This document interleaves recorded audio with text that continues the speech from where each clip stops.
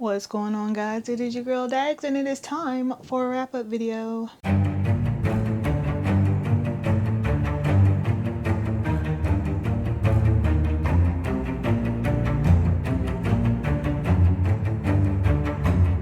March was not the business, okay?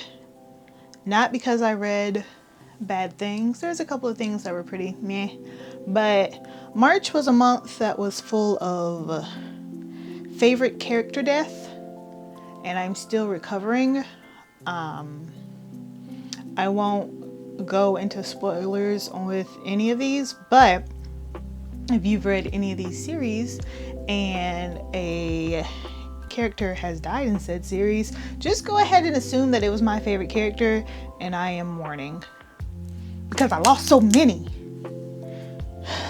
We are going to kick this wrap up off with Deadpool Samurai. Now, this was one of my most anticipated releases for 2022. Basically, Deadpool joins the Avengers and they send him off to Tokyo to head the Tokyo team, Samurai Squad.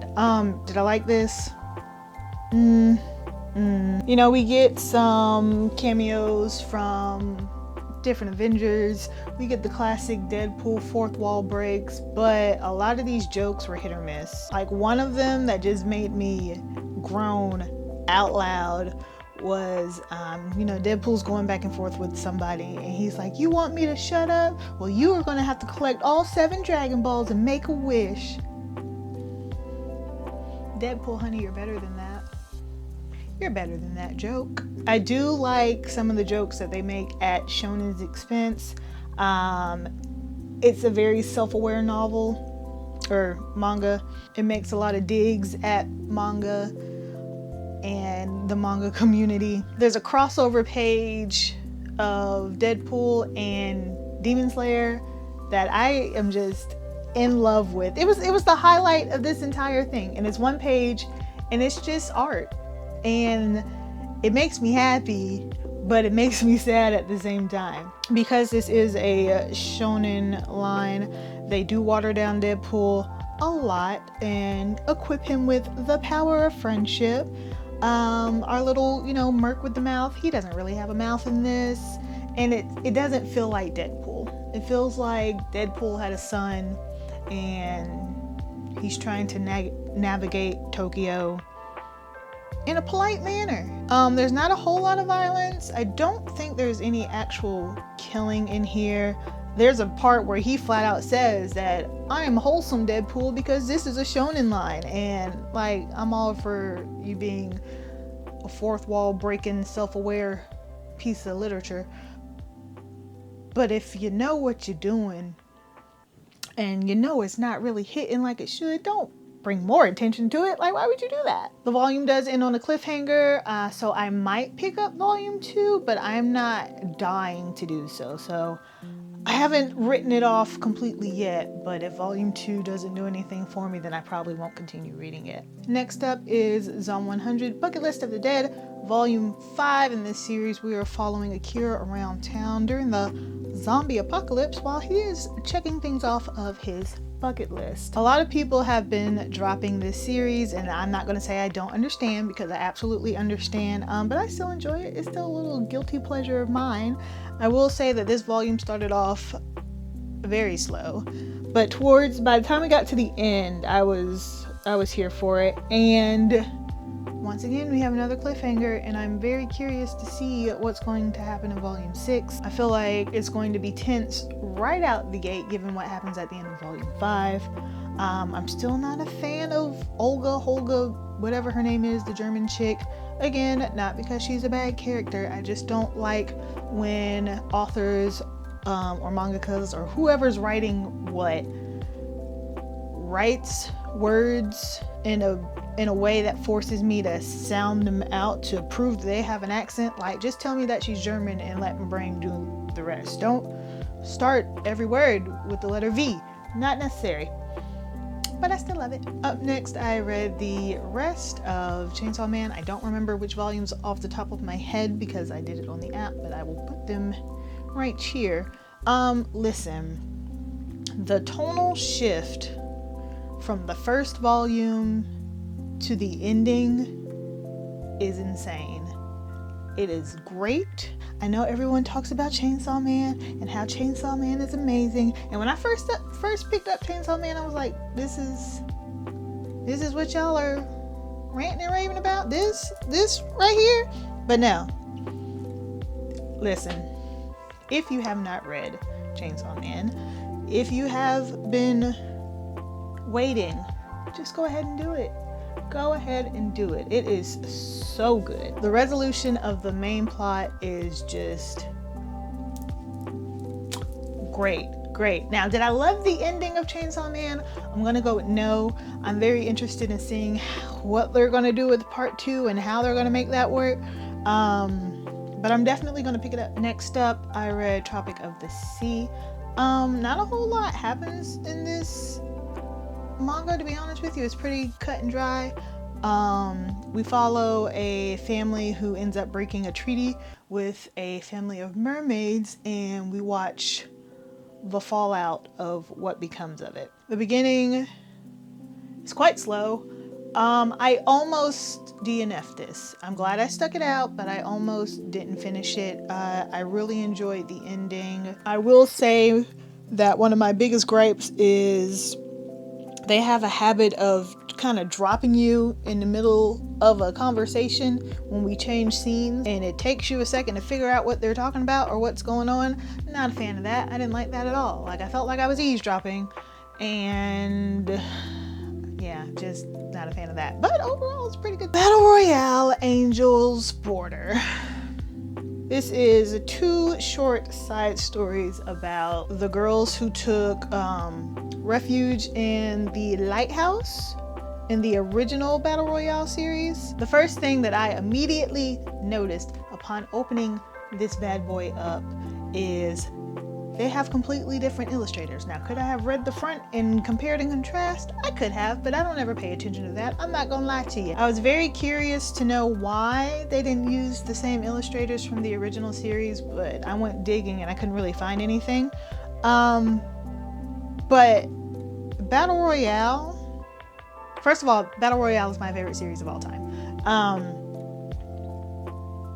50% of that comes from the art. The character expressions, the detail is just beautiful in the original series. That falls very flat in this series. Now, that's not to talk about the illustrators in this one. If this was a random series or something else, I wouldn't think twice about it. It's very nicely drawn. It's just not drawn like the original. And the only reason why I am comparing the two is because 1, it's the same franchise, and 2, it's the exact same characters. If the characters were different, I wouldn't care. It took me longer than I care to admit to realize that it was about the same characters. Like, I was reading and I was like, oh, why does this sound familiar? I guess they're making callback to the original. That's cool. No, I'm watching the same thing play out, but I wouldn't have known it given the artwork. Just for comparison's sake, this is original, this is Angel's Border. These are the exact same scene. Original, Angel's Border. These are the same characters. I never would have guessed it. Never would have guessed it. With all of that being said, if you are interested in Battle Royale, I strongly suggest reading the original first, because this is going to spoil a lot of what goes on in that story. For me, story-wise, this was pretty mediocre. I could have lived without it. Again, I could be judging too harshly because Battle Royale is my favorite series, and I don't know, it doesn't feel like it's written by the same person, 1, or 2, it's written about the same characters. Had this been a series and not a standalone, I wouldn't have made it past this first volume. Next up, I read Jujutsu Kaisen 0 through 14. I do this every time. One of these days, I'm gonna pick up a stack and I'm gonna have somewhere to put them before I start talking and not try to fumble them. Anyway, this is a roller coaster of a series, okay? You laugh, you cry, it's jam-packed full of action. I love these characters so much. This Shibuya arc that we are currently in has me traumatized. This is a series that I'll probably end up reading ahead in the Shonen app just because I can't wait. I cannot wait, and it's just so good. I love the villains. I love the action, the antagonists, the protagonists. I'm just repeating things at this point. Volume 14 leaves off on such a high note. And by high note, I mean a tense note. And I'm stressed. If you know, you know.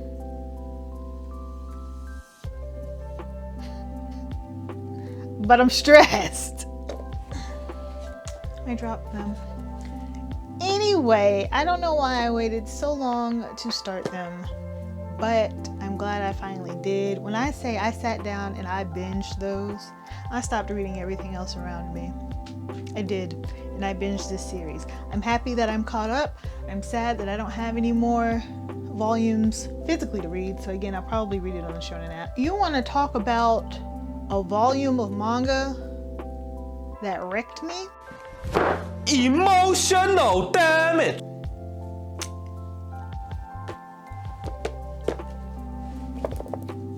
This one. Up next, I read Boys from the Riot 1 through 4. That is the whole series, and this is about our buddy Rio, who is a transgender teen who starts a clothing line with a classmate, and we also watch him navigate through life and try to get it together, basically. This was pretty decent. I wish it were a little bit more fleshed out. I did read this for the Mangatuber Recommendations series, so if you would like to see my full thoughts and a little social commentary, I will link that down below. But the TLDR version of my feelings towards this is I really enjoyed the message that it brought, and I would really like to see more from this mangaka. Also, the original story, the one-shot that this was birthed from, because my understanding is it was only supposed to be a one-shot short story and then it ended up getting fleshed out, but the original is in the back of volume 4 and it's a lot heavier than the series, and I actually prefer it, but I recommend both. And next up, I read volume 1 of Dig Fight Island. I don't even know what to say about this. This is some of the most silliest, brainless smut that I have ever read in my entire life. For some reason, it has these like semi-serious moments where it's like, hey, here's some backstory and some lore. Let me tell you about it. And now here's the meat sticks that you really came to see. And the shift is so funny to me. If you don't know what this is about, basically these different men from different tribes come together to fight each other, and how can I put this? They're fighting each other for the throne, to be the next king, and they have to fight each other using their meat sticks, and the first one to experience ecstasy in only a way that a meat stick knows how. You following me? The first one to do that loses. You know what the funniest thing about this is? The size of the censor bars in this. What was the point? Because you're not covering nothing. Am I complaining? No. I'm just very confused as to who took the time to take their pen and just go, why? Why? I can see every vein. I can listen. Y'all are just wasting ink, okay? Again, I don't know what you're trying to cover up, but they were still on my face. They were still right there on the page. I will say that this is hands down the spiciest thing that I have read, I think, in terms of manga is concerned. So I don't know if that's just how it's done once you go up in spice level, or if if it's just that way because that's what DFI decided to do. And here we are. But with that being said, I will be reading volume 2. All jokes aside, the art is good. You know what's crazy?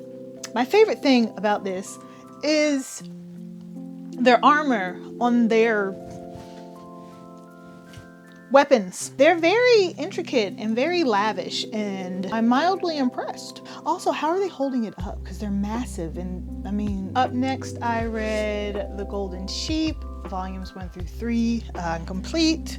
This is a story about a girl who ends up moving back home with mom and her siblings and reunites with old friends and realizing that they aren't the same people that she left behind. And you know what? Let me tell you something. I'm getting real sick of these mangas, okay? With all of these fluffy colors, all of these feel-good vibes, just to set me up to rip my heart out later. And I should have known, because this is the same mangaka that did The God's Lie, and I fell for it then too. Wonderful cover, nice fun story, and then bam, tragedy, sadness, anguish. Why are you doing this to me? So this is another one that starts off pretty slow, but by the end of the first volume I was on board for the story and the ride that it took me on. Volume 2 gets dark. As a whole, I don't necessarily agree with the ending, but I didn't write it, so I mean, everyone has their own opinion. There are certain characters that are interacting that I feel like shouldn't be interacting with each other anymore, but again, that's just me. There's just some things that happen and the resolution is just mad quick. Obviously, it's a short series, I get it, but no. With that being said, I did enjoy it. I just enjoyed The God's Lie a little bit more. Up next, I read volume 17 through 21 of Walden Kamui. We are back on the Kamui train. Y'all know it's been about a month since I've read a volume, and I am so happy to be back in this world. I have missed Golden Kamui so much. The action is still going, the comedy is still giving. In these particular volumes, things are getting very tense. I decided to stop at 21 because I felt like it was the perfect stopping point in the story, and I really just want to binge the rest of it. I believe it's supposed to wrap up at the end of this year sometime. I don't know how long it's going to take for the volumes to catch up with the chapters, but I do have 22 through 25 on hand, and I do want to read them, but at the same time, I don't want 25 to leave me hanging somewhere, you know, because after 21, this whole story is about to shift, and I can't wait for it. So I'm going to try and hold off and wait for the rest of the volumes, depending on how long that takes, but if it takes too long, then I'm going to go ahead and jump back into the story. Hi, so I'm like super close now, and I look crazy because I'm having to bend down to get into the frame.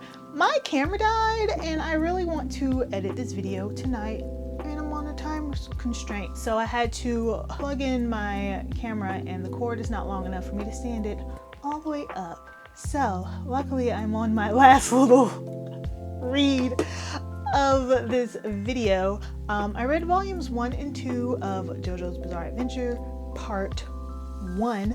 I don't know where my volume 2 went, so just pretend it's right here. Dio is a menace and he needs to be stopped.